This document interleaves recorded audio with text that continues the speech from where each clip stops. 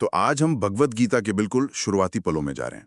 कुरुक्षेत्र का मैदान है और दो सेनाएं, मतलब विशाल सेनाएं आमने सामने खड़ी हैं। और कहानी की शुरुआत होती है हस्तिनापुर से, जहां राजा धृतराष्ट्र जो देख नहीं सकते वो थोड़े बेचैन हैं। वो संजय से पूछते हैं, है ना? हाँ, संजय जिन्हें वो दिव्य दृष्टि मिली हुई है जिससे वो युद्ध देख सकते हैं।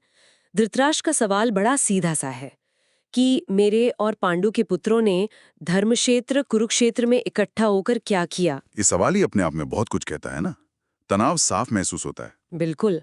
और ये भी देखिए कि कुरुक्षेत्र जो असल में एक तीर्थ स्थान है, वो अब युद्ध भूमि बन चुका है।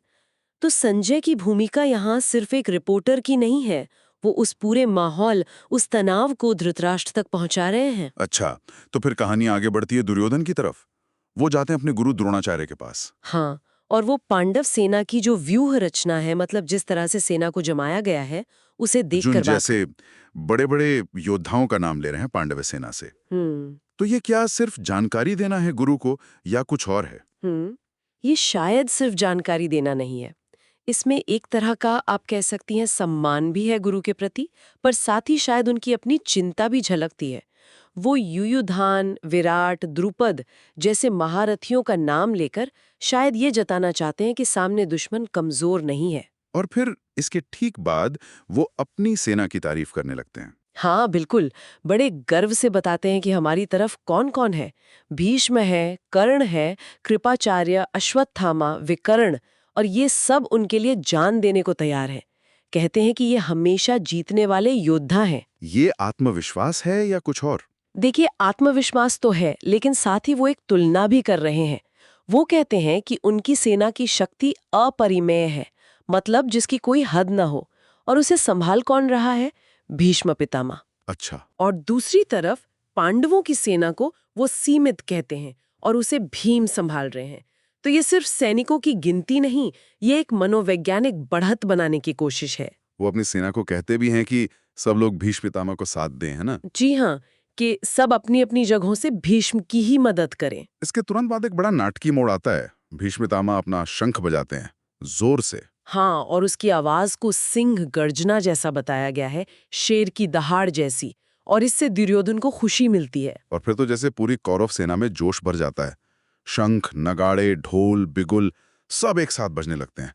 बहुत शोर होता है। ये शक्ति प्रदर्शन जैसा है। बिल्कुल, ये एक तरह से युद्ध का बिगुल बजाना है, अपनी ताकत दिखाना है। लेकिन इसके जवाब में जो पांडव खेमे से होता है, वो जरा अलग है। क्या होता है? श्री कृष्ण और अर्जुन जो अपने सफेद घोड़ों वाले दिव्य रथ पर हैं, वो अपने अपने दिव्य शंख बजाते हैं।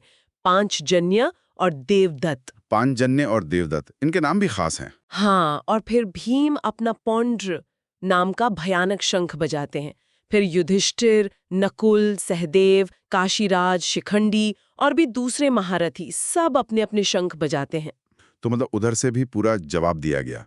पूरा जवाब, और शायद उससे भी ज्यादा, हम्म। क्योंकि स्रोत कहता है कि पांडवों के इन सभी शंखों की मिलीजुली आवाज अत्यंत कोलाहलपूर्ण थी, इतनी जोरदार कि आकाश और पृथ्वी गूंज उठे। और इसका असर ये हुआ कि धृतराष्ट्र के पुत्रों यानी कौरवों के हृदय विदीर्ण हो गए, मतलब उनके दिल दहल गए। ये सिर्फ शोर नहीं था, ये पांडवों की संगठित शक्ति और शायद एक दैवीय संकेत का भी प्रतीक था। बाप रे। तो मतलब अभी एक तीर भी नहीं चला है और एक तरह की मनोवैज्ञानिक लड़ाई शुरू हो चुकी है शंखों की आवाज से ही। एकदम सही कहा। ये जो पहला अध्याय का शुरुआती हिस्सा है, ये सिर्फ सेनाओं को गिनना या देखना नहीं है, ये एक मनोवैज्ञानिक मंच तैयार कर रहा है।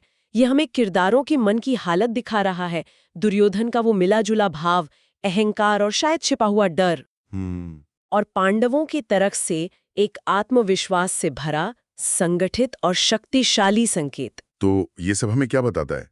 युद्ध शुरू होने से पहले ही ये माहौल, ये पहचान और फिर ये शंखनाद से आत्मविश्वास और डर का खेल। ये दिखाता है कि युद्ध सिर्फ मैदान में हथियारों से नहीं लड़ा जाता, वो मन में बहुत पहले शुरू हो जाता है।